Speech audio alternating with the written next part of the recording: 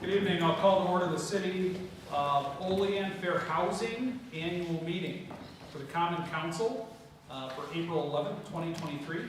This time, I'd like to turn things over to Ms. Carrie Kirk. Thank you. Please take notice that pursuant to Fair Housing Law, a public meeting will be held on April 11th, 2023 at 6 p.m. in the Common Council chambers of the municipal building. The meeting facility is handicapped accessible. The purpose of this meeting is to provide the public with information on fair housing. The city encourages public comment and participation. Notice is hereby given that the city is committed to furthering fair housing. The federal fair housing law, as well as the laws of New York State, provides that it shall be unlawful to discriminate against any person in terms of conditions or privileges of the sale, rental, financing, and brokerage of a dwelling, or in the provision of services or facilities in connection therewith because of race, color of the skin, religion, gender, national origin, ancestry, physical or mental disability, single parents, any person who is pregnant or who is about to secure legal custody of someone under the age of 18, individuals under the age of 18 living with a parent, a person having legal custody of such individuals, or the designee of such parent or legal custodian. The City of Olean, pursuant to fair housing policies, has appointed a fair housing officer, Community Development Program Coordinator Carrie Kirker, who may be reached at the department at 101 East State Street, Olean, New York,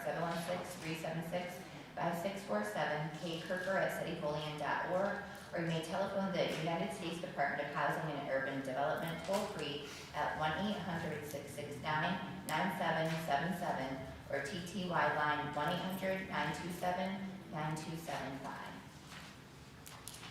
And just as a reminder for those, the city has adopted a fair housing plan. We did that back on April 26, 2017. I review it on an annual basis as part of my duties and responsibilities as the city's fair housing officer.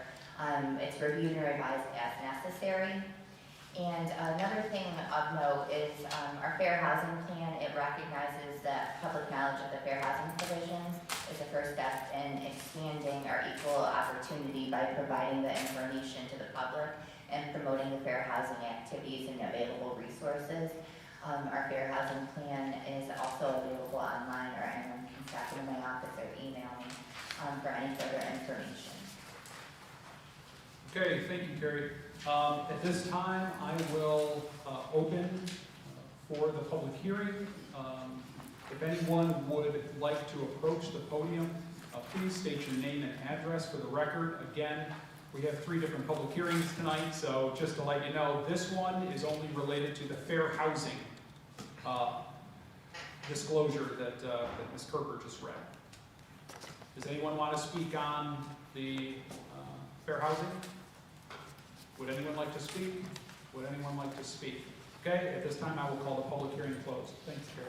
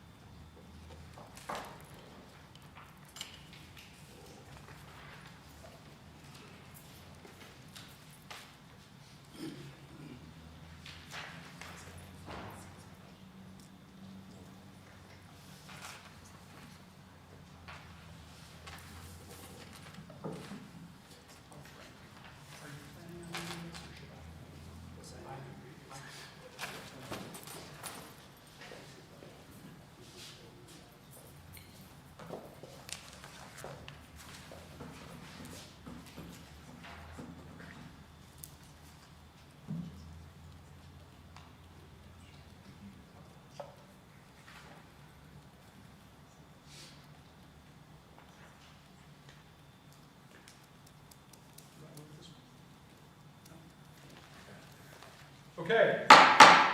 I'll now open the next public hearing and begin by reading the following. There will be a public hearing on Tuesday, April 11th, 2023 at 6:05 p.m. in the council chambers of the Olean Municipal Building for the purpose of discussing the following. To amend the water rates per section 27-22 and an amendment to the sewer rates per section 27-167, chapter 27, article 2 of the Code of Ordinances of the City of Olean.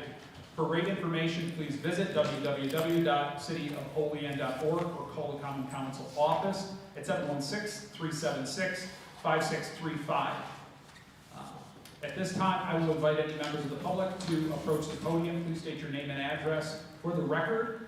This public hearing has to do with the water and sewer rate adjustments. Would anyone like to approach? Would anyone like to approach? Would anyone like to approach? Okay, seeing none, at this time, I'll call the public hearing closed.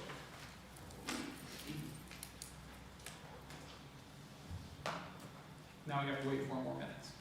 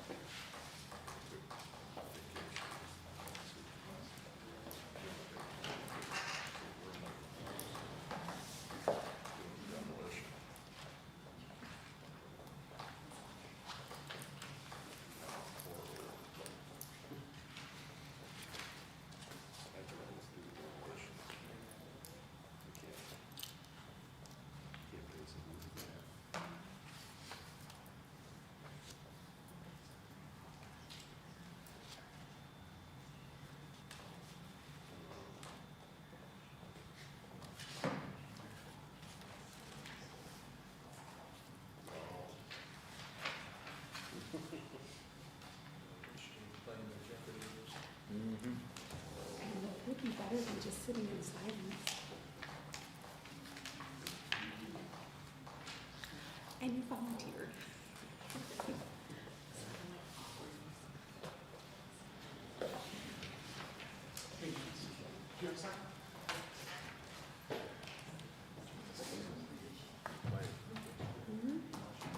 Oh, we could have music. We all have smartphones.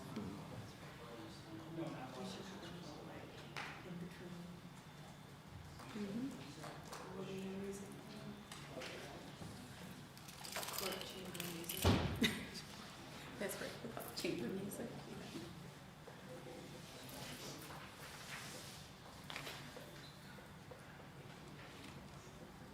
Jason, you're the man for the job there. Do some Jeopardy music going on. Play it through the mic. If I can get to the piano, Yeah. put a little red button on the desk there.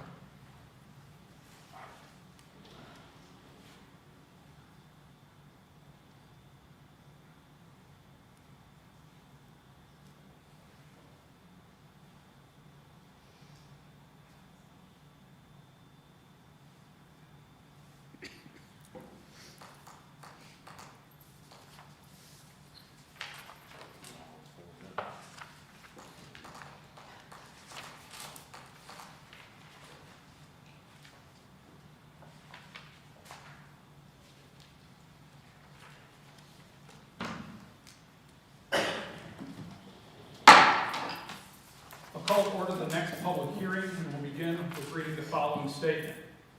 The legal notice of public hearing, the Common Council of the City of Olean, New York, has scheduled a public hearing for Tuesday, April 11, 2023 at 6:10 p.m. in the council chambers of the Olean Municipal Building.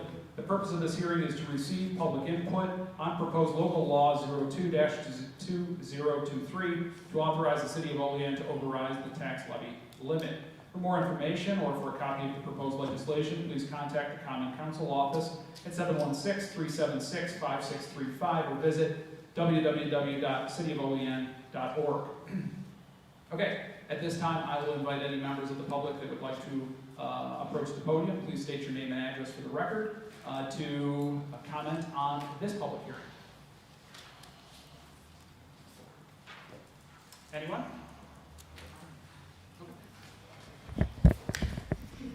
Thank you. My name is Nancy Crawford, and I live at 107 Bradley Drive. And this is a very important public hearing, and it's a very important vote. And I have grave concerns that there's a possibility that this tax cap will be overrid tonight. I spoke to many of you on the phone, and I thank you for taking my call. And I also took the liberty of writing an email yesterday to all of you as a whole when I had the opportunity to read the Bufamonte audit online. And I was concerned, to be honest with you, because there are very many material weaknesses in that audit. There were financial statement errors, there were bank ledgers errors, bank reconciliation errors, and it concerned me, and I'll be honest with you, it made me scrutinize the city budget even more. When I first heard that the mayor proposed a 6% tax increase, it did alarm me.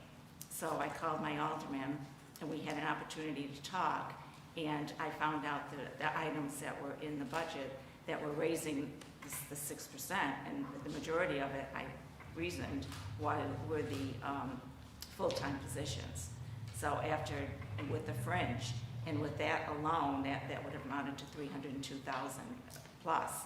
So I'm thankful that that was eliminated from the budget. However, I still feel that if you overriding this tax cap is not necessary. I talked to my alderman about this, the $120,000 in the surplus account. When I looked through the audit, that amount was in that audit. So it was already in the budget to eliminate the $120,000 and put it into the contingency fund.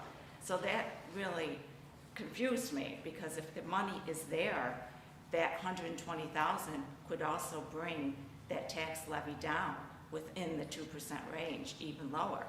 And another issue that I talked to my alderman about was I listened to your finance meetings on YouTube, and I found out that there were tax credits from the solar energy projects in the tune of maybe $100,000, $150,000 that were coming to the city.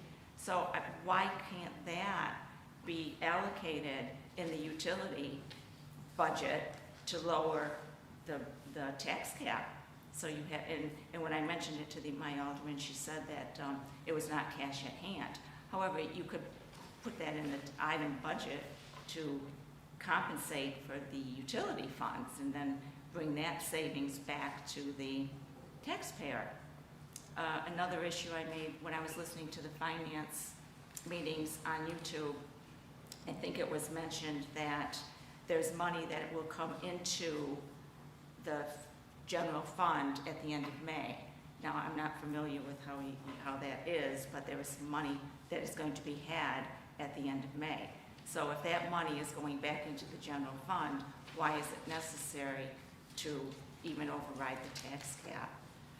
There was something else that I talked to Jennifer about,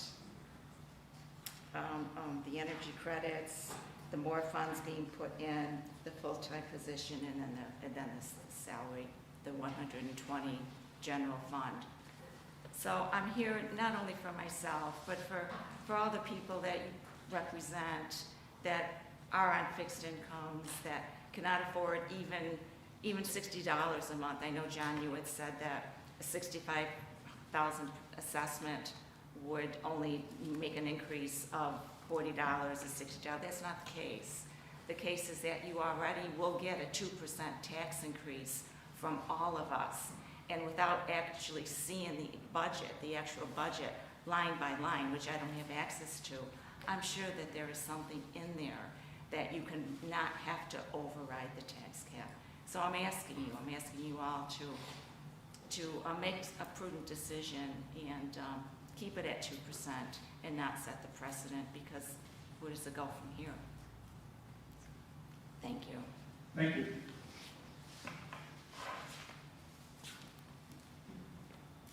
Anyone else?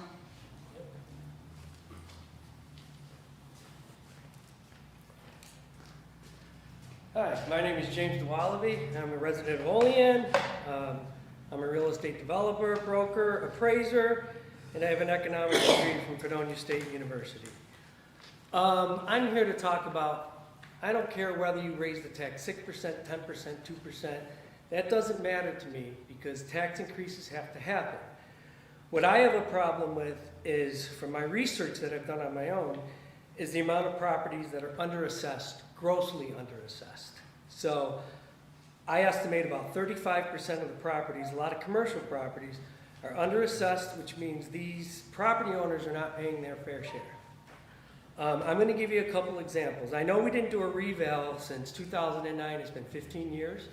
I wasn't going to come in here saying we should do a reval.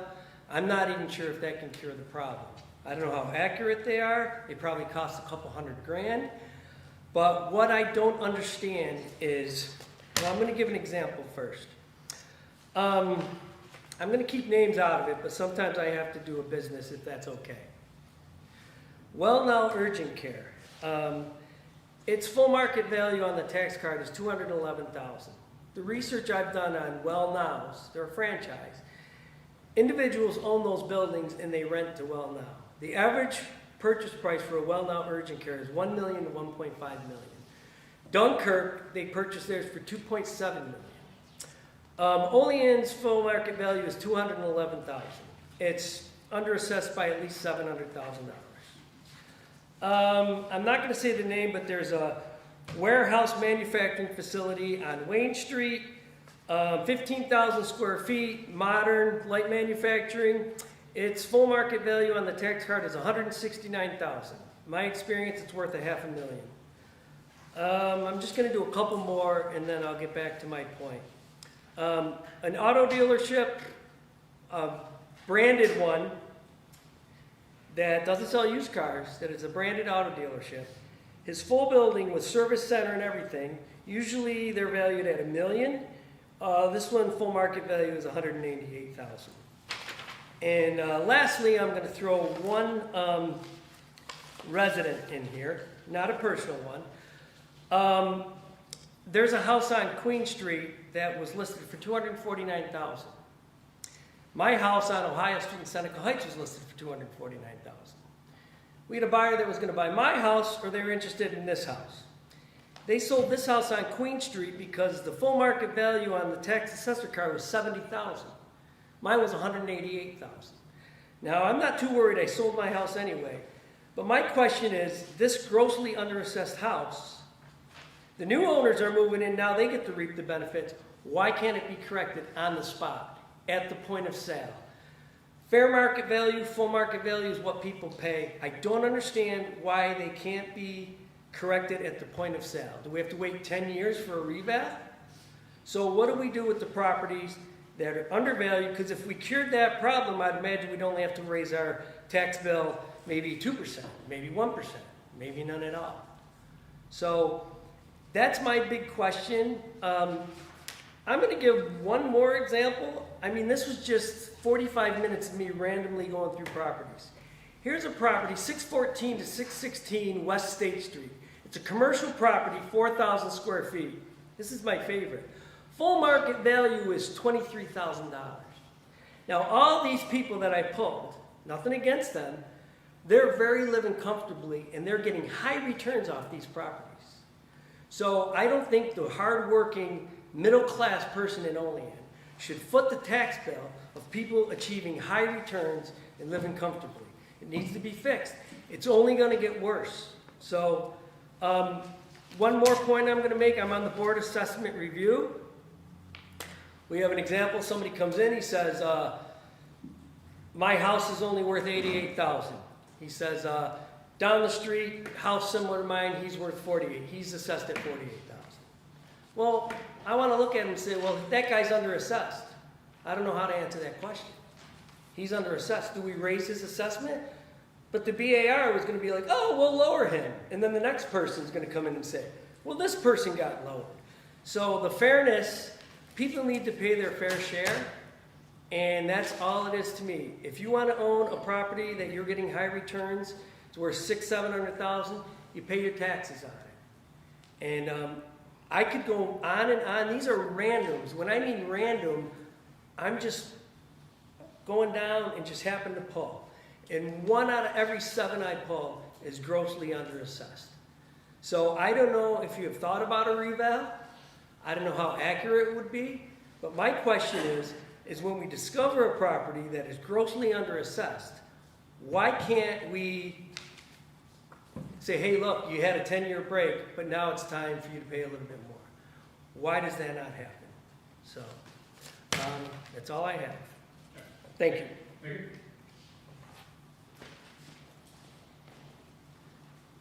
Anyone else? Anyone else? Anyone else? Okay, at this time, I will call the public hearing closed. I'll call to order the committee of the whole for Tuesday, April 11th, 2023. Let the record show, I think we're good. Let the record show that all aldermen are present.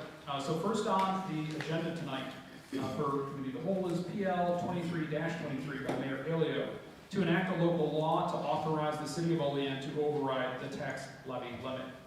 Mr. Mayor? Yes, this is a process that if we want to exceed the 2% the tax cap, that we have to do this prior to voting on the budget. Okay. And just as we wanted to have the information ahead of time, so the number that has been incorporated within the budget lens is 3.82, is that correct? Okay, so although there are 2 separate steps, just to remind everyone, this PL takes a, well, I mean, I suppose it could pass out of committee, but technically it takes a 5-2 majority. I don't know, is that just for resolution? That's just for resolution, so it can effectively pass out of committee with a 4-3. I just want to say a couple things about this, and I know this is on everyone's mind, and we've spent the last months going over all of the figures. This is always a lengthy process. And this is as it relates to the budget, as it relates to all the information. 2022, our total budget was $18,324,000. The figure that we're looking at now for our general fund is $19,567. All right. So that's an increase of about $1.2 million of our total budget. Of that, roughly $900,000 of that $1.2 million increase is related to salary increases. Okay, a large part of that being contractual changes with all of the unions, so on and so forth. So I wanted to just point that out as a material change. If you thought last year's budget was decent, and we've got to adjust for our increased costs. All right, costs have gone up everywhere. With that being said, if we look at the comparison between salary and fringes in last year's budget to what is being proposed, that $886,000, almost $900,000 difference, that, again, I already associated, results in about 80% of the total budget change. Now, of the $19,567,000, almost 75% of our budget is salary and fringes. Okay, so $14,239,000 of the $19,500,000, about 3/4 of that is related to salary infringes. So when there are, everyone thinks there's just so many places to cut costs all over the place, and there's all these, fluff items. There's really not unless you start going after jobs. And so that's why looking at 8%, 9% inflation, prices going up, on our union costs going up, that's why I support for this year, and every year we reevaluate the situation, doing a 3.82% increase, which is down from the 6%, breaking the tax cap. Again, I don't want to be on a soapbox. You guys have heard me over the last few weeks. Fund balance is for one-time purposes only. Okay? We broke that rule the last couple of years because of COVID. That is not the rule that you should use. It's not good financial strategy. It's not good. It's not sustainable strategy. We did that. We gave a couple zeros during COVID, and we used fund balance. But now we need to put our fund balance to work on capital projects. That's where, God knows, we have no shortage of those improvements to make.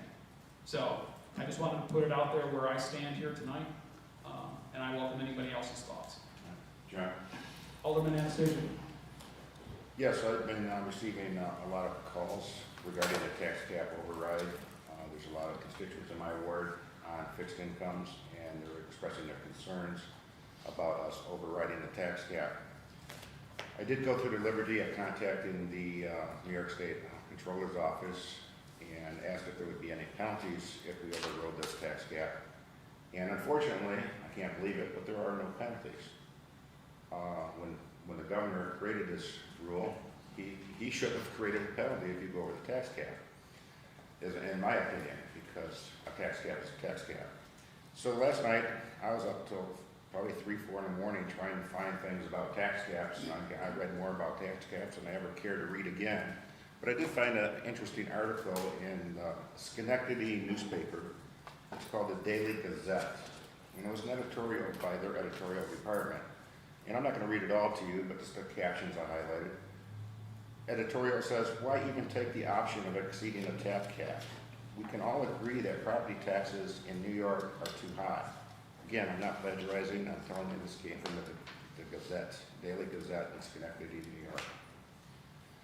One of the few successful checks the state has imposed on rising taxes has been a property tax cap, which limits increases in property tax levy by 2% or the level of inflation or whatever is lower. Local government boards can override the cap by passing a local law or resolution that garners 60% of the vote. Here's what I thought was the important parts of the letter. It says, but taking the option leaves taxpayers in limbo and defeats the entire purpose of the cap. The cap is a cap. Going over it is not supposed to be an option except in a fiscal emergency. That's how government and school boards have managed to rein in spending, by being forced to adhere to the cap. If government officials are worried about the rise in taxes and the decline in state population as a result, as most residents of this state should be, then they should vow to do their part by making the tough budgetary decisions necessary to stay within the cap. I do not think Olean is in a fiscal emergency. We have 3 generous surpluses: the fund balance, the water surplus, and the sewer fund. So I don't think this cap is necessary, and I hope my colleagues, at least 3 of them, will vote to stay within the cap. You raise it once, what's going to say next year's budget when it's tough that, oh, we'll just raise the tax cap again? We're setting a bad precedent. My reasons for voting no on this budget if this cap is proposed is because, for one, after reading the auditor's report, BWB's, it's right here on page 22 that appropriated fund balance. In the general fund, $120,000 of the fund equity has been designated as the amount established to be applied towards the budget for the fiscal year ending May 31st, 2023. This is right in BWB's report. This was originally proposed by the mayor, and I commend the mayor for putting that $120,000 in to try to keep the taxes low. If that is put back in, it would lower the taxes by 1.5%. My second concern is why I'm going to be voting against this budget if it's at 3.82%, is because according to BWB's report, the first concern is $700,000 that they found that we have more surplus than we thought we had. We were told in the beginning we had 1.7 million. Now we got 2.366 million in our surplus. Our water fund has $930,000, and our sewer fund has $2.248 million. My second reason is why I'm voting against this is because of the energy credits. We used $146,500 in energy credits to apply towards our future bills, but I don't believe they were credited on the lines of the budget. They're still in there, that's what I've been told. So I think if we cut $146,000 out of those energy credits, we would save another 2% if we really wanted to work on this budget. My other concern is comments were made at the finance meetings that we're going to cut $5,000 from the tree program and we're going to cut a few $1,000s from the unsafe buildings. Well, this is false sense of security. You're going to make these cuts to make this budget look good, which it's not a good budget. It's still 3.82%. You're just giving them the false sense of security because you're going to come back to the council in 2 months and say, well, we got dangerous trees in Oak Hill Park or Boardmanville Park and we need to cut them down. And so naturally, if it's a dangerous tree, we're going to authorize the spending of that money. I've just got a couple more points and I'm done.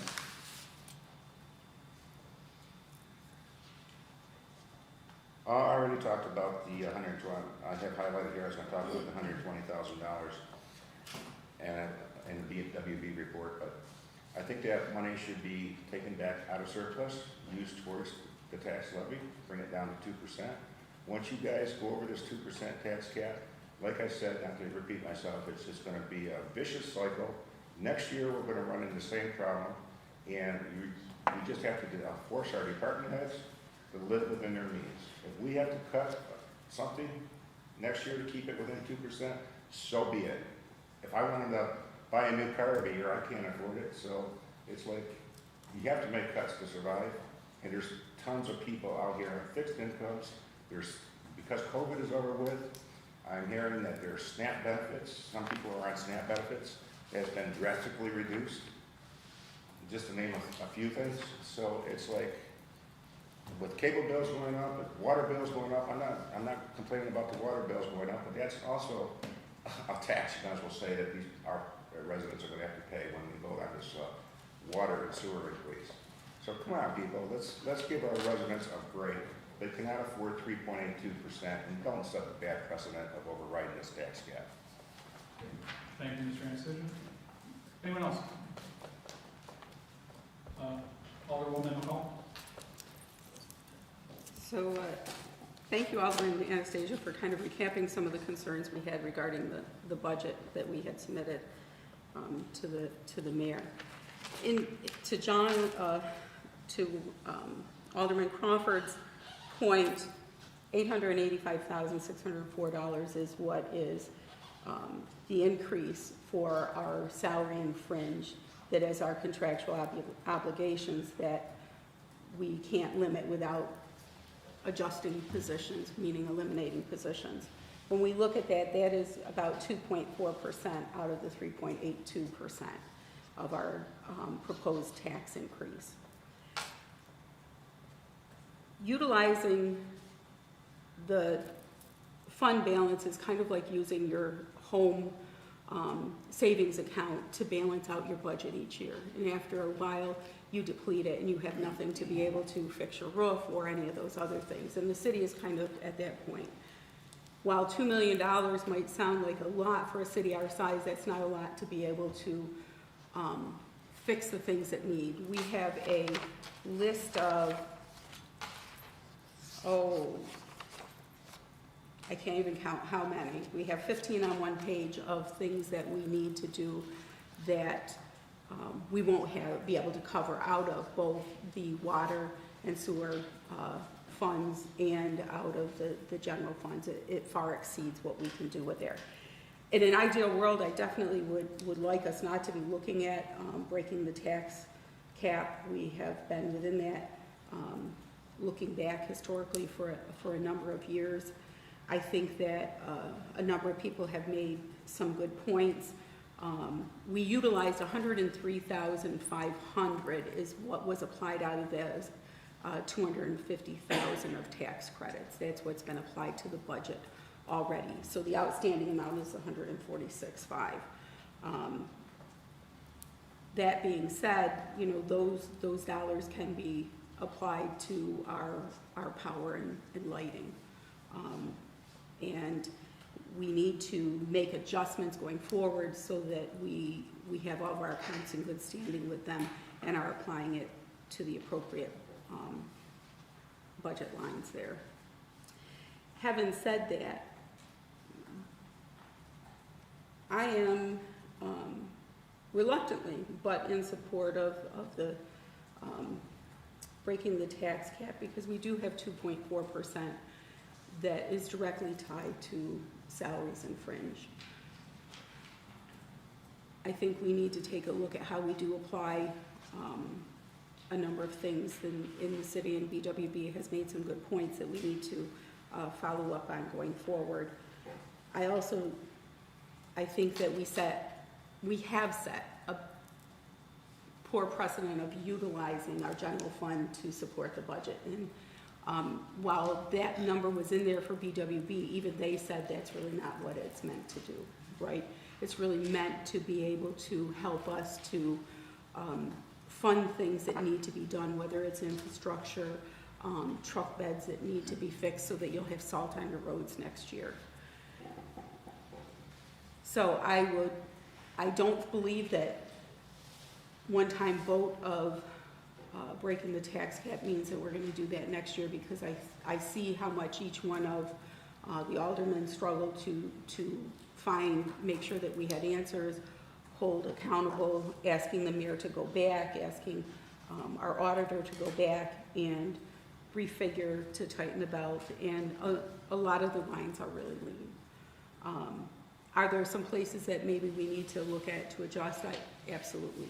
But, and to our one speaker on the tax cap, Mr. Dwalby, I think he makes a great point.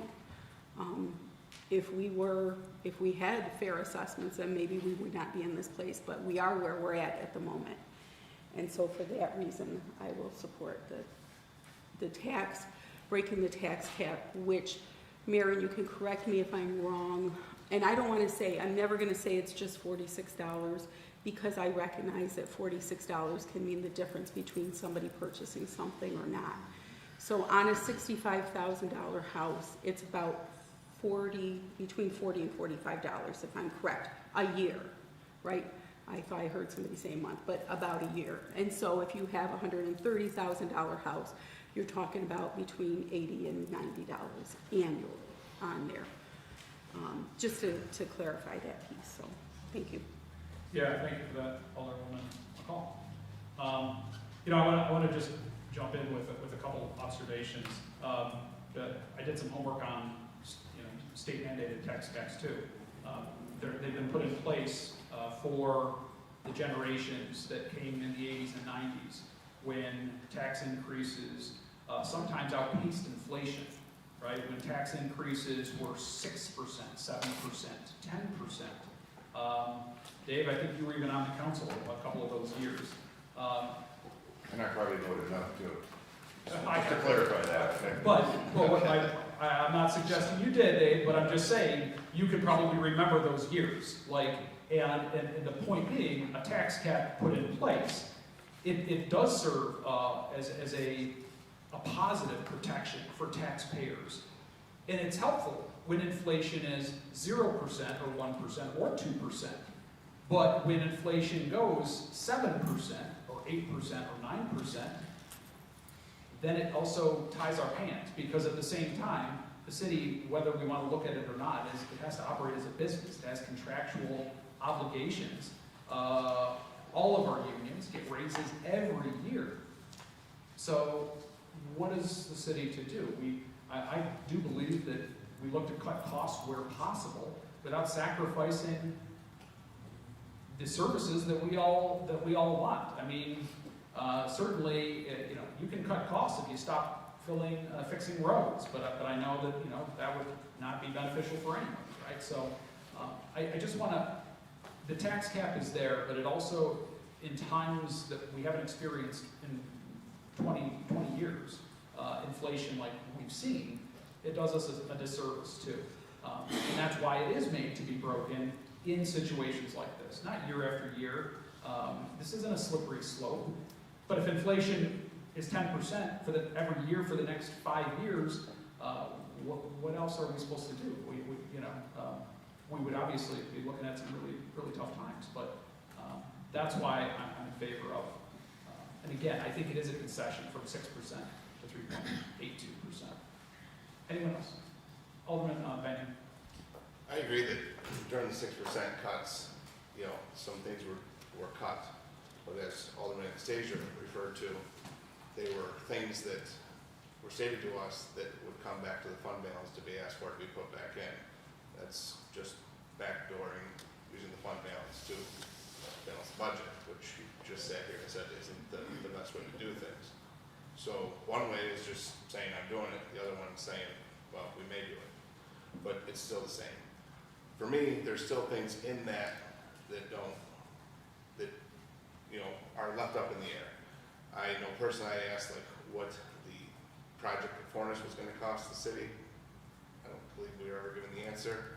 I asked a couple of times with regard to the bond payment for the wood splash pad that has yet to be approved, but it sits in there, causing an increase in the budget. So with that, there's still some things there that I believe could come out. Alderwoman McCall sent an email after meeting with the mayor that stated that the revenue increases in fees were not added into the revenue streams. But according to Lenz, he stated that they were. So the question is the 3.82, is it the actual percentage that it needs to go, or is it not based on two conflicting answers? Lenz, can I ask for some clarification? So the increase in revenues, so there may be some confusion that we had talked about a couple weeks back, that we're actually voting on tonight and so forth. Are those figures included in your revenue projections that the 3.82% matches? That's correct, they're all in there. They're all in there. But there's a list in the agenda for tonight, That we're voting on for tonight, they are in your projections. So I do have to say that that was not my understanding, and that it was said it would be hard to project those numbers out, because I had asked. Can I clarify? Yeah. We were talking about one specific thing, not all of them. It was about, you asked me about the police overtime. I used that, Yeah. well, I used that as an example, the increase of the police cost to $75 per hour. And the answer was, that's hard to predict. We don't know if we're gonna even have any. So I said, do you wanna put the money in there that we may never get? So I said, that's one that's hard, and we didn't talk about the rest. So I think I answered you, yes, that the raises, the ones we had, were in the budget. That was not my understanding. I did use that as an example, but I guess, Lenz, you're gonna give us the line-by-line budget where we'll be able to see where those increases are then within, because in balancing a budget, we're looking to, either increase fees and revenue, or we're looking to decrease costs. And so it was requested that, in terms of both police, in terms of fines, in terms of Parks and Rec, that they increase their rates. But at the same time, if that's true, we had that $25,000 got backed out of Parks and Rec, and I did not see that there was any additional revenue projected in there then. Right, because when we voted to not add the position, they took that whole $25,000 out. If we're going to say that there was some additional projected revenues in there from increasing fees to the park and stuff, it shouldn't have been in totality a $25,000 decrease, it should have been a proportion of that. Does that make sense, what I'm asking? Well, there's more decreases than just that one though. We decreased the sales tax. We also decreased the mortgage tax also. So we have some goes up, some goes down. Right, but in the line, if we were gonna project increases for, let's say, I forgot what one of them was, for rental of a pavilion was one of them that we went to increase, right? And so we have some idea of what we, last year, what we made from that. And so we were gonna extrapolate based on that what the increase was. That's what you're asking. So I did not see in anything that you sent us that there was an increase in any of those lines that we had asked that the fees be increased in. There will be. You'll see that once you get the printout budget coming out. So, okay, so the printout budget, I mean, because it is hard to vote on something if we don't have the printout budget with all the changes there. Yeah, that's confusing. Why don't we have the printout budget? I mean, why don't we have some, if we're asked to be voting on a tax increase in a budget, why don't we have the actual document that we're gonna be voting on? So it sounds like we're not ready to pass this budget because it sounds, No. I can't read it right now, but you know, what the hell, you think I'm a speed reader? The other thing too I'd like to bring up too is when I was digging through my paperwork yesterday, I found this here, and since Alderman Benny mentioned splash pad, I might as well jump on the bandwagon since I'm already going. There's a 15-year serial bond, and I'm a little confused because I don't remember voting on a bond for the splash pad. $1.1 million, and it looks like the first payment is going to be $102,000 in March of 2024. If the city's in this dire straits and we have to raise taxes so much, I mean, I voted for the splash pad, so here I am. Flipping, yes, I'm doing flip-flop. I voted for the splash pad, but I didn't think that taxes weren't going to go up as high as they are because of it. So, the splash pad hasn't even begun to be dug in the ground yet. Can it be returned? Can we get our money back for the equipment? We don't really need a splash pad because when I voted for this splash pad, I didn't know Eric Lane Memorial was building a splash pad at Hawaii. So it's a duplication of services in our city. So, you guys are getting pissed off, so I'm gonna start talking here. So.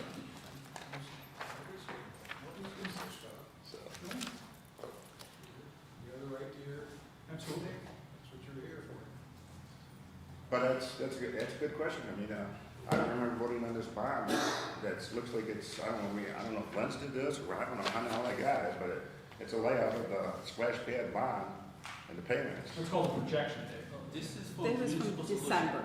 That's the projection for next year. If we do get the ban this year, that's But what we're gonna be paying. But the money is probably in this year's budget for this bond that we didn't approve yet, right? But if we do get it this June, we have to pay for it in March next year. So we have to put it in the budget just in case if we have it. So let's say we take the ban out, then next year we have no money to pay for it. What we're gonna be relying on to pay the bill. We have to budget for it. It's a projection. Yeah, but I'm thinking, shouldn't we have, the council approved the funding before it went into the budget? I don't know. You know how budgets work, right? They're just estimates, they're projections, and you try to get as. And you try to live with it within the means of your budget too.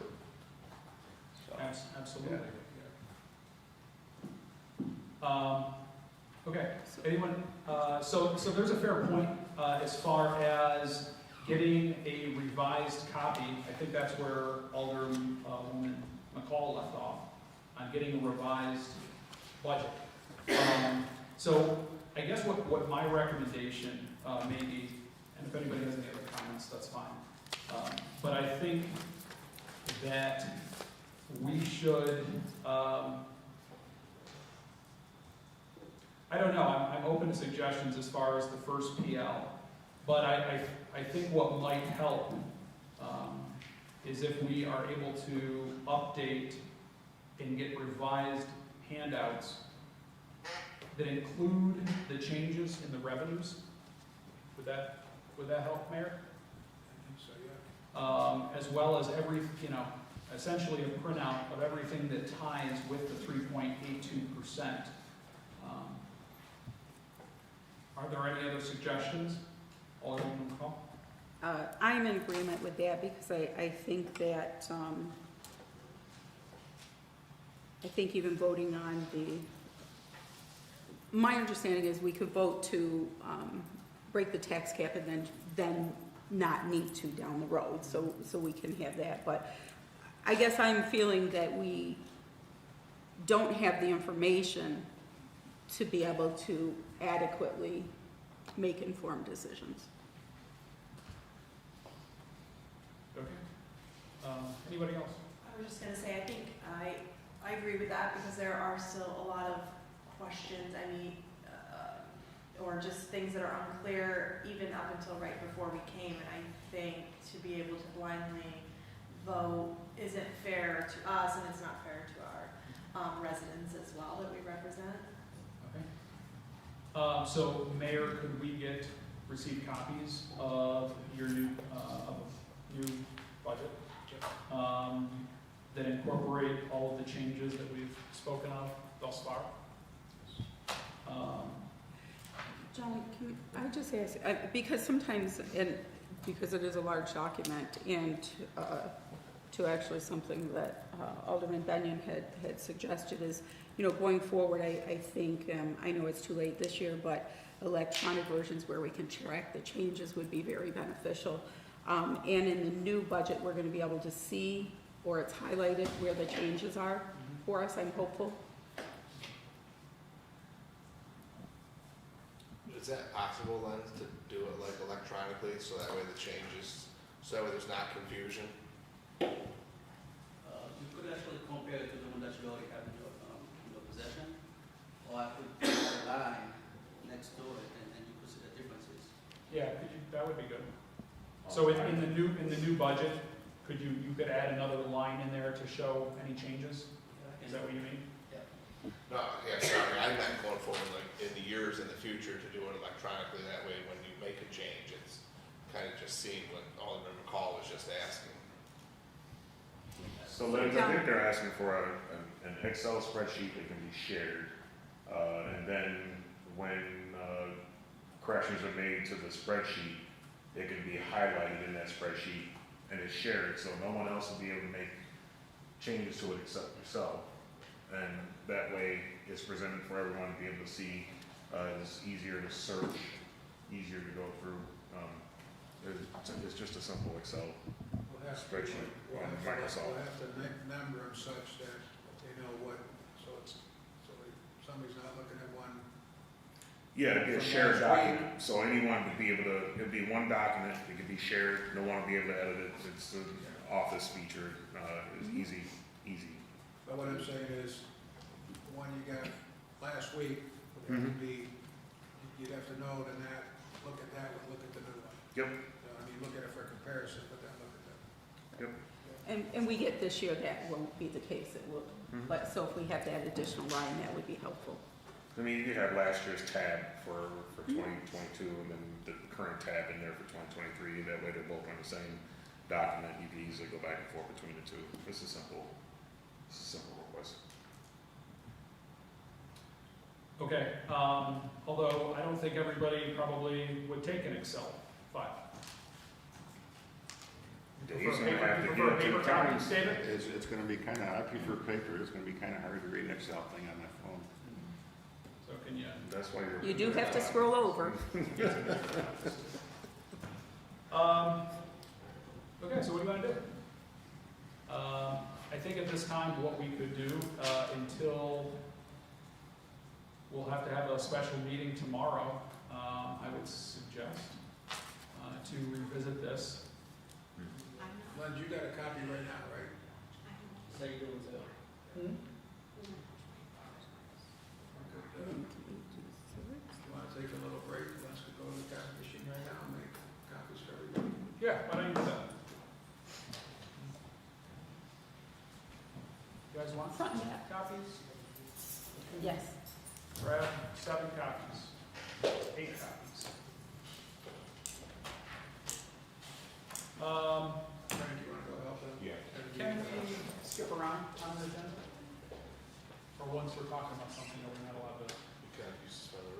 there a pause button?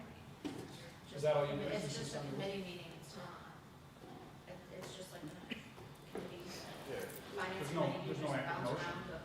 No, we should do it bounce around, or worst case scenario, just suspend the rules so that way you can jump down to the next item. If you want to skip down. I know. You're in committee of the whole, so you're just gonna be voting on, take things out of committee. Right.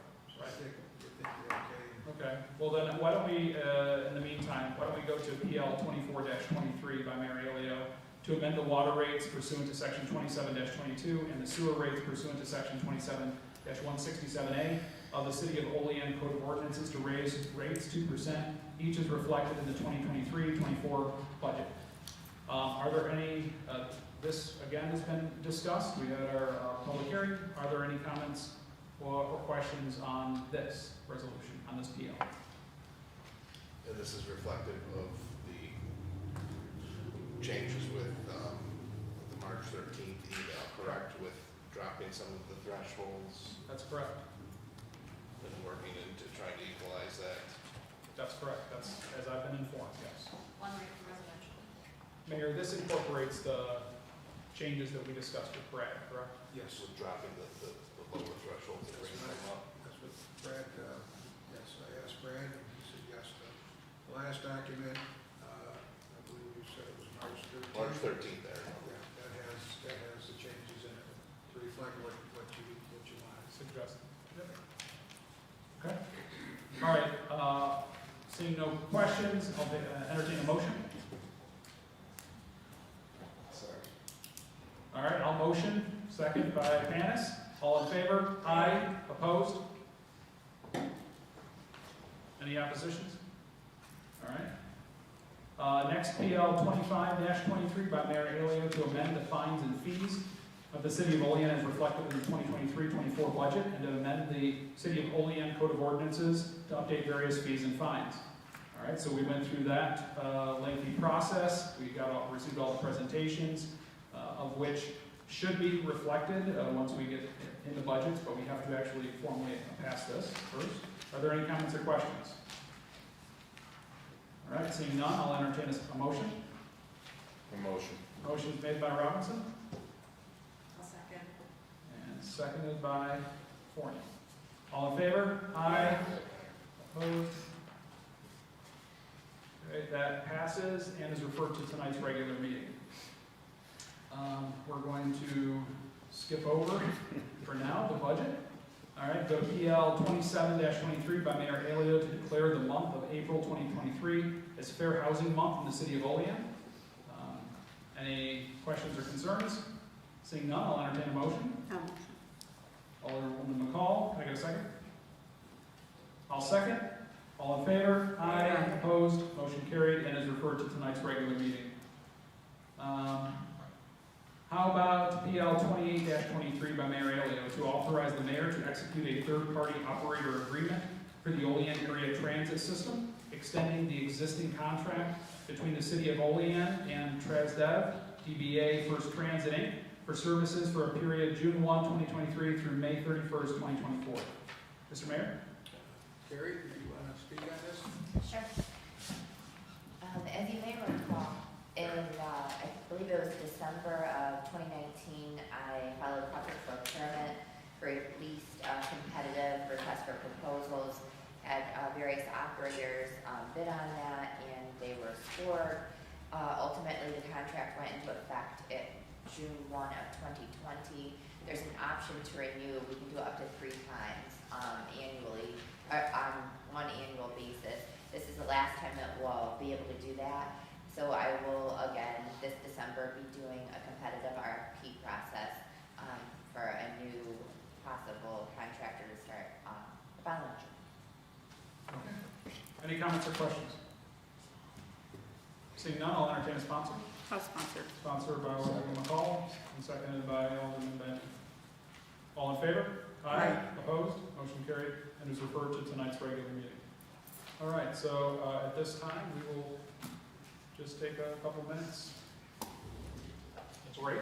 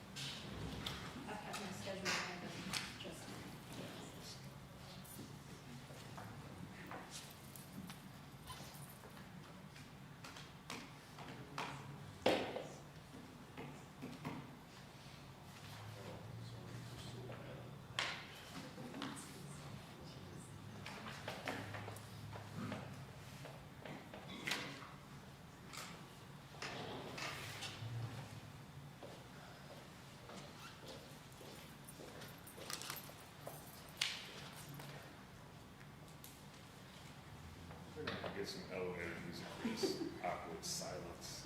I've already decided to get something better than elevator music. Some jazz. There you go. Jazz. Jazz. Keeps our spirits up. Well, better than the blues right now, I guess.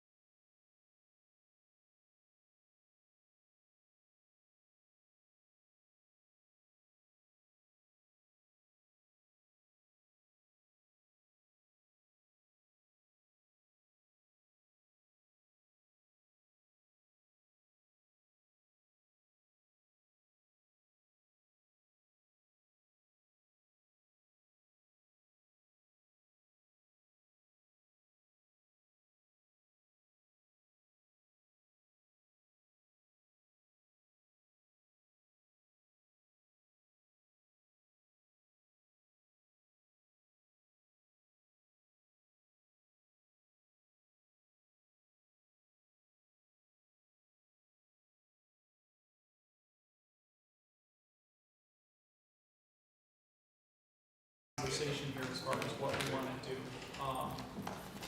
Tiffany suggests that it's probably because of a 24-hour notice rule. The next time we could probably meet is going to be Thursday. All right, and obviously, I mean, I'll hand out the budgets. I don't know if anybody wants to go over them right now, or if you want time to look through it, or if you have questions. I guess really what, Lens has been sending Excel files throughout, but if anybody wants to do a quick comparison through right now, I'm open to your suggestions, what you'd like to do.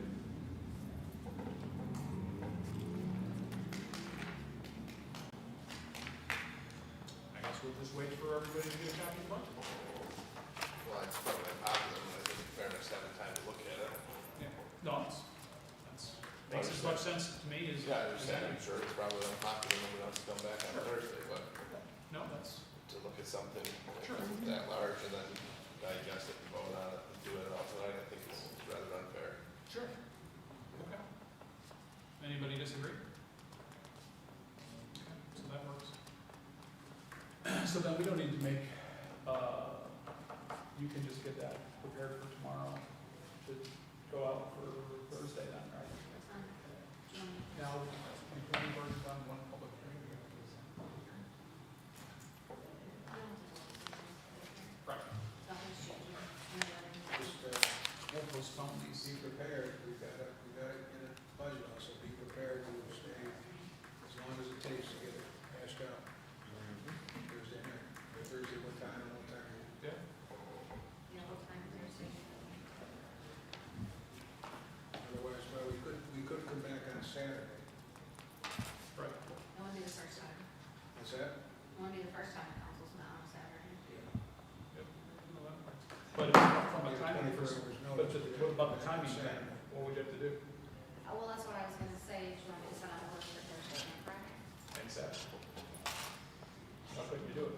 I could, And then if you don't need it, you don't need it. What time you want to meet. Right. What time, for Thursday? She has class, signing your, no, that's Wednesday's class, right? Yeah, but the earliest we can meet is Thursday. I thought class was Thursday. Oh, I do have class on Thursday, thank you for reminding me. I just got your 6 schedule up. I can adjust that we can do it a little earlier. I'll ask my students to come a little All earlier right, so since I'm we'll do off 6 this o'clock week. on Thursday? Yeah. And tentatively, do we want to put down 6 o'clock on Friday? We'd have to give 24 hours. It would have to be Saturday. If she publishes it tomorrow, so we can Yeah, I'll so send we it can out always to cancel. you. I have one, thank you. And then why don't you go with 1 o'clock on Saturday? So Thursday, 6 Friday. Yep. 6 o'clock Thursday. 6 o'clock Friday. John, so Saturday, We have no business. I have an open house, but I have to work in days, I mean, I have to work. Saturday, 11 to 1. 2 o'clock, So I wouldn't get back here until 2:30. I mean, I hope I you think want to 2 meet it. would be fine, because I can probably start packing up at 12:30 and, I can leave and be back by, and be here by 2. 2 o'clock on Saturday.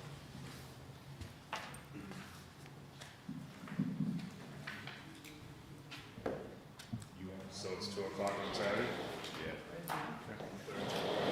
So, Friday is what? 6 p.m. on Thursday and Friday.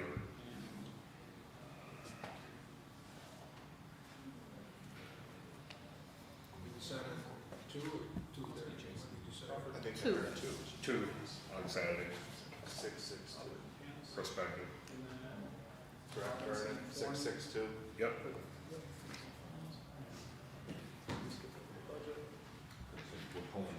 Yep. This one is McCall. And Crawford. So we still have to vote it out of committee and then Call and vote then. on it again. No, I mean, Thursday, Friday, or Saturday. Yeah. We're gonna vote it out of committee and then. So there'd be a council, the committee of the whole and the council meeting both nights. Yep. Yep. Okay. Okay, so I'm gonna make a motion at this time to postpone, PL 23-23 by Mayor Elio to enact a local law to authorize the city of Olean to override the tax levy limit until our next committee of the whole, which will be held Thursday at 6 o'clock. Could I get a second? Second. Seconded by Alderwoman McCall. All in favor? Aye. Opposed? Motion carried. And I will also make a motion to postpone PL 26-23 by Mayor Elio, the budget 2023-24.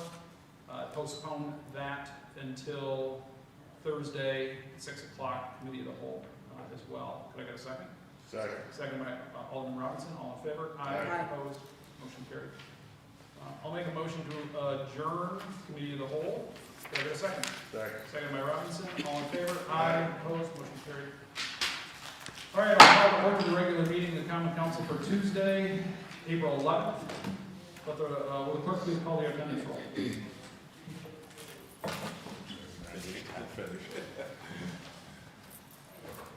Alderman Benyon? Here.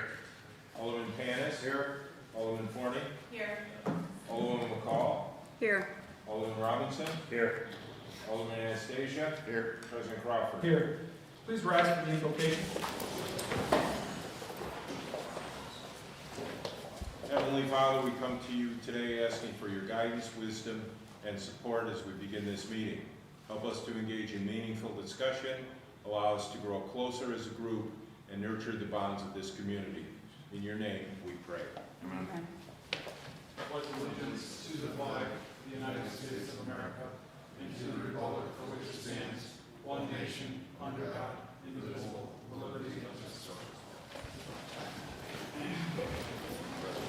all. Reading and correcting and approval of the minutes of the previous regular meeting. The regular meeting of the Olean Common Council was held on Tuesday, March 28, 2023, at 6:20 p.m. Present were Alderman Crawford, Benyon, Panis, Forney, McCall, Robinson, and Anastasia. None were absent. I'll make a motion to approve the minutes of the previous regular meeting. Can I get a second? Seconded by Alderwoman Forney. All in favor? Aye. Opposed? Motion carried. Committee reports and unfinished council business. There are none. Communications from the mayor. You have the special proclamation for the recognized fair housing. Okay. Frank's gonna read it. A special proclamation to recognize Fair Housing Month, whereas the Fair Housing Act was signed on April 11, 1968, and added to in 1988, making the principle of fair housing not only federal law and national policy, but a fundamental human concept and entitlement for all citizens. Whereas the Fair Housing Act prohibits discrimination in housing-related activities based on race, color, religion, sex, national origin, disability, or familial status. Whereas the need for shelter is an essential human need, the right to freely choose a place to live is a basic human right, and discrimination in housing is not only against the law, it is contrary to our own sense of what our city, our state, and our country should mean to us and to others. Whereas Fair Housing Month provides an opportunity to place special emphasis on the recognition of all neighbors, businesses, property managers, and owners who reside in our community, acknowledging their vital contributions as well as the richness engendered by the mix of young and old, male and female, disabled and non-disabled, people of all colors, ethnic and cultural backgrounds, and religious traditions. Therefore, I, William Elio, as mayor of the city of Olean, New York, on April 11, 2023, do hereby proclaim that the month of April 2023 as Fair Housing Month in the city of Olean, New York. For the city of Olean, New York, William J. Elio, Mayor. Miscellaneous communications. None. City official reports. None. Proposed legislation and referrals. PL 27-23 by Mayor Elio, referred to Committee of the Whole, Tuesday, April 11, 2023 by Council President.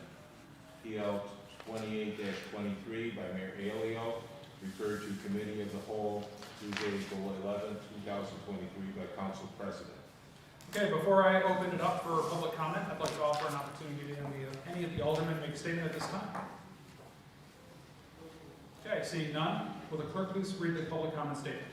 Public comment portion of the common council regular meeting is established to provide members of the community with the opportunity to publicly state their views, voice their concerns, or to provide input pertaining to any issue affecting city government. Additionally, the mayor, common council members, and city department heads encourage any person with questions to contact them at their offices. Okay, at this time I'd invite any members of the public to please approach the podium, state your name and address for the record. You'll have 5 minutes.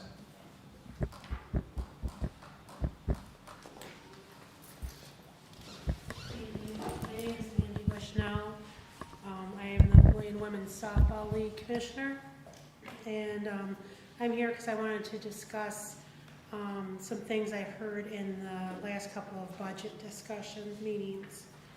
I'm going to read from this to kind of stay on point and not get off track. I would like to comment on budget discussions the council held in regards to increasing fees for park usage. During those discussions, field maintenance and bathroom costs were discussed in factoring proposed rate increases. The adult softball leagues have been responsible for maintenance of the softball fields for years. It states it in the contract next to the fee. Field lining was mentioned. It is done one time before the league starts by the city. The lines fade quickly. After that, if we want them done, it has been our responsibility. Restroom cost, also discussed, has been the league's responsibility as well. I don't know why this wasn't corrected because we pay for rent them from a current alderman's business. Grass still needs to be mowed, the park still needs to be maintained, and staff hours, wages, and benefits stay the same whether there is a league at the park or not.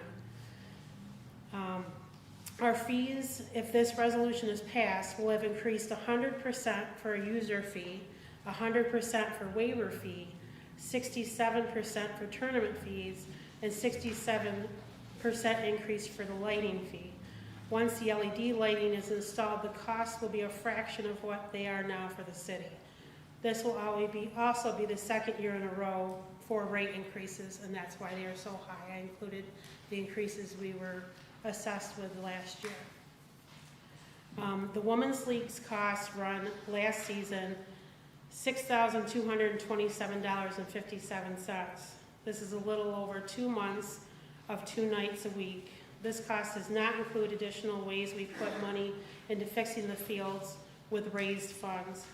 If this amendment goes through with the assumption that the city incurred these costs and not the leagues, then the expectation would be that the field maintenance, including keeping them lined and supply of portable restrooms, would be included by the city with this rate increase.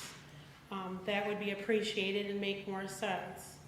I'm not a financial expert, but I do not see the city losing money or not breaking even by the leagues being there. Actually, it is quite the opposite. I invite all members of the council to come down to the park on a Monday or Thursday. Check out the crowd, watch them head to their sponsor establishments, or out to the restaurant or grocery shopping after games. When the council has presented future projects, one of the talking points was the fact that people coming into the city from out of the area would spend money in the city. This would be another way they would see the financial benefit of having this new proposed attraction. The softball league is no different, other than we already do that and we already are here. So I just want to make sure that everybody's on the same page, because based on the discussions that were held, it sounded like all we pay is the initial $200 fee, and it's not the case. The Women's League alone pays $1,000 for field maintenance. We do our own lines after the initial lining, which lasts maybe a little over 2 to 3 weeks, and then they're faded out. We spent almost all of our tournament funds that we got. We do a tournament specifically to raise funds for the parks. We put tons of mix on 2 of the fields. We actually graded and around 2 of the fields from that. We bought a blower for when the fields waterlogged. So we put a lot of money into it.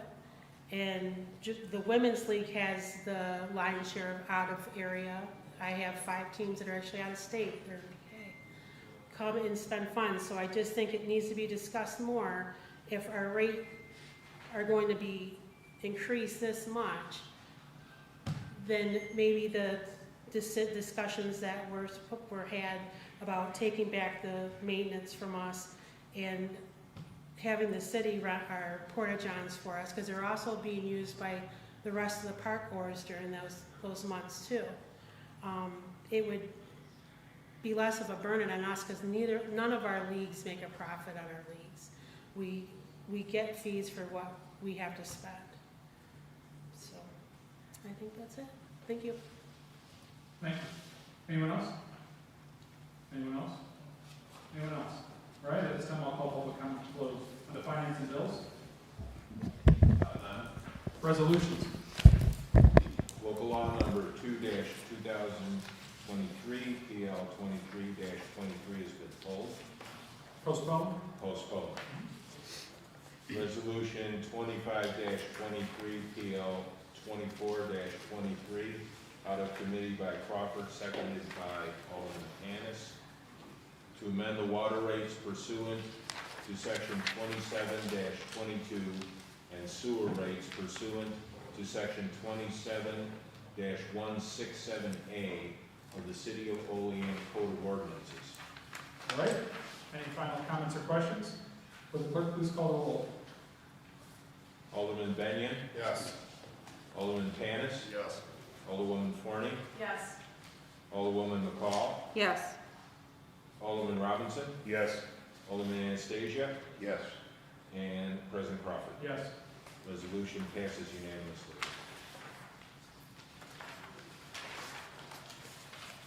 Resolution number 26-23, PL 25-23, out of committee by Alderman Robinson, seconded by Alderwoman Forney, to amend fines and fees for the City of Olean as reflected in the 2023-2024 budget, to amend the City of Olean Code of Ordinances to update various fees and fines. Talk about this one too. Any comments, questions? John, does this have anything to do with what she just mentioned about they're paying their fair share? I don't know if the forms is in there.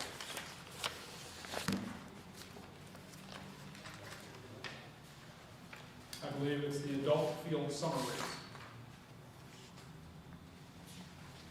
David? So is that what she was talking about, $300 per league? Is that what she's paying now, or what? I think they paid $200 per league. Yes, it would increase that by $100 per league for the adult user, and then the lighting fee would go up from $175 a month to $200 a month, and tournaments from $150 to $250. Those were the adjustments. And I should say tournament fee $250 plus lights. So I didn't mention that. What was it? I think tournament fee's 200 right now, isn't it? I have it's $150 plus It lights. was 150 and they're going to 250. You know, it started out 150 and it looked like the proposal was 300. So the, It was raised to 200 this year. so it would increase the women's league then $100 per the league, and then also the light fee would increase $25 a month. So about $50 for the 2 months, I think. What about did I hear say something about restrooms too? They have to pay to use the restrooms? Well, in fairness, they currently, Mandy, Bill Bizarro, and Sean Overfell, right? Mandy is the other commissioner, I believe. They rent them from me. I believe they have keys to the bathrooms or to that, but the distance of where they are to fields 8 and 9 is where we put the bathrooms. And there was one that sits all the way to field 1. And she is correct in stating that everybody that goes to the park uses them, but in defense of that, I had told, Bill Bizarro before, there's a hasp on it where they can lock them. But try to stave that off, but she is correct that everybody uses the park, and with that much use in 3 toilets, I feel a lot of phone calls about what they look like inside them. So I'm just wondering, if we pass this resolution, I mean, she had some valid concerns that I thought about the field maintenance and stuff. So before we vote to affirm these fees, should we see if the city's gonna take over some of the responsibility? What'd you say, field maintenance? We're not planning on taking any more responsibilities over. I don't think you want our costs to go up, do you, Dave? Well, I'm just trying to get to, as one of the commissioners, I'm not a sports buff, so, I mean, this is all green to me, what you were talking about with the field rights, but I just want to make sure that, I mean, you probably would not care. Is this a fair resolution? Well, based on the information that I received to, and I'm not saying that they don't pay that, but according to what we received, there was $950 is all that was paid in the city in totality with respect to those 3 leagues. $200 per league and then $350 charge per life. And as discussed in the finance committee kickball, there was an oversight. They weren't charged $200 to home care and hospice. That's why I questioned the $150 to $250 when they were charged too.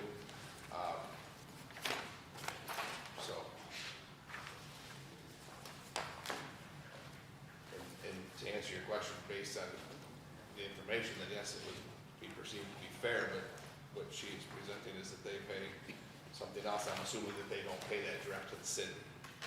They pay a contractor, they pay somebody to do that, correct, Mayor, for the fields- maintenance after fields the that one. The field work that they have done is not paid back to the city. They take care of that. Right, Mandy? Yeah, we pay the fee to the city, and the waiver fee, and then the lights are paid at the end of the season, because it's based on usage, like most of June, using in July. And then we pay the women's league, and everybody does soccer, pay a guy to drag the fields, for the season, and we pay him $1,000. And then if we need to redo our lines, we have to pay for the spray and, to do it ourselves.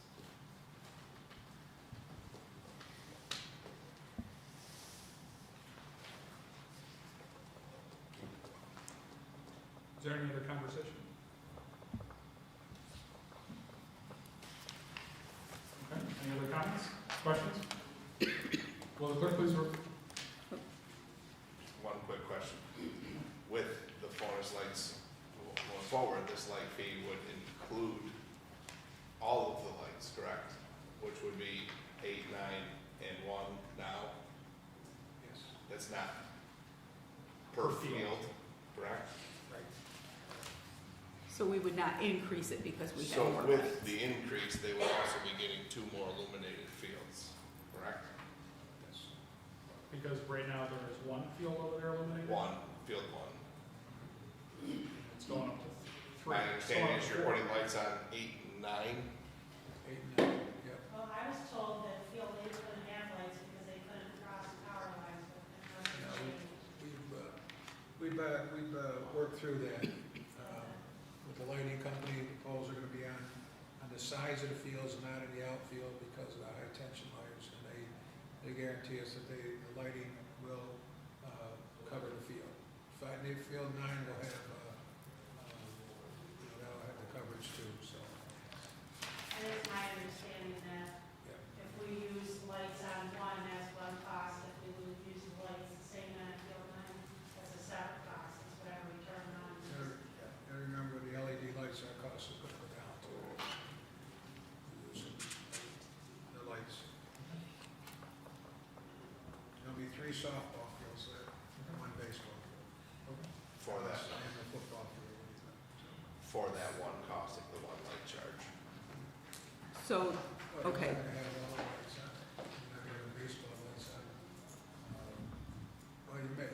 I was, in fairness, I was just asking about them, because if they're using 1, 8, 9, she just was alluding to that they're gonna be charged a light fee for 1, a light fee for 8, a light fee for 9. It's 1 fee. So it would be the $200 per month or the $50 per game for all the lights. That wouldn't change. You would be paying $200 a month hourly, so you run that over if you're using multiple fields, which I don't foresee right now, but yes, I think it's $200 a month. Any other questions? All right, seeing none, will the clerk please call the roll?